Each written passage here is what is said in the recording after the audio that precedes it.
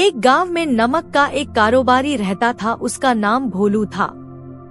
भोलू के पास एक गधा था। भोलू रोज अपने गोदाम से दुकान तक नमक ले जाने के लिए गधे का इस्तेमाल किया करता था।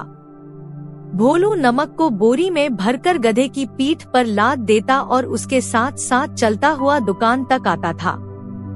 भोलू का गधा आलसी स्वभाव का था। काम से बचने के लिए वो रोजाना नए नए उपाय सोचता रहता था। गोदाम से दुकान तक जाने के बीच में रास्ते में एक नदी पड़ती थी, जिस नदी पर एक छोटा पुल बना हुआ था। एक दिन नदी पर बने पुल पर चलते समय अचानक गधे का पैर फिसल गया और गधा नदी में जा गिरा। नदी के पानी से नमक की बोरी भीग गई।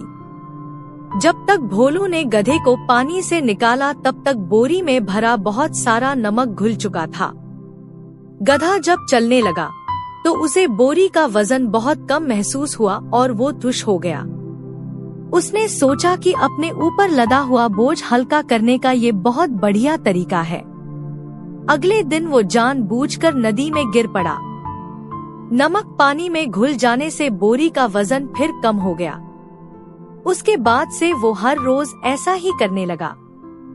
रोज रोज गधे की ये हरकत देखकर भोलू उसकी चालाकी समझ गया। उसने गधे को सबक सिखाने का फैसला कर लिया और अगले दिन बोरी में नमक के स्थान पर रुई भरकर गधे की पीठ पर लाद दिया।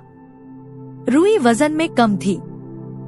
इसके बाद भी आलसी गधे ने सोचा कि क्यों ना रोज की तरह नदी के पानी में गिरकर इस वजन को और कम कर लिया जाए। इसलिए वो जानबूझकर नदी में गिर पड़ा। लेकिन इस बार बोरी में नमक नहीं बल्कि रुई थी। पानी में भीगकर रुई का वजन कई गुना बढ़ गया।